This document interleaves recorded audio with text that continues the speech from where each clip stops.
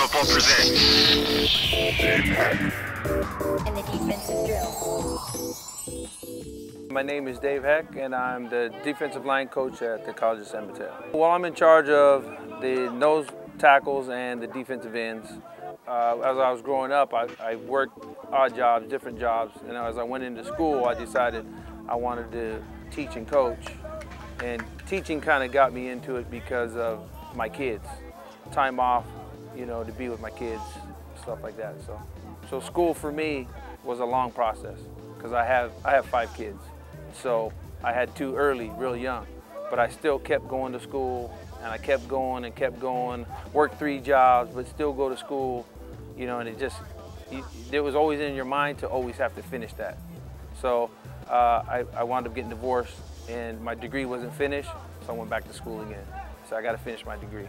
So then from there, finished the degree, went on, got a master's degree, and so on and so forth. So it just keeps you going, keeps you moving. Coming from my own experience, I tried to push that onto them and let them know where I'm coming from and let them know what I expect of them. So that's why guys are doing punishment right now, because they didn't go to class today. And usually our group is not a problem. It's not a problem in the classroom. It's not a problem going to class. It's not a problem doing weights, running, those type of things, because if they do, then usually I'll punish the whole group. If that happens sometimes on the field, if they come out, they're not really motivated, then we're on these stands.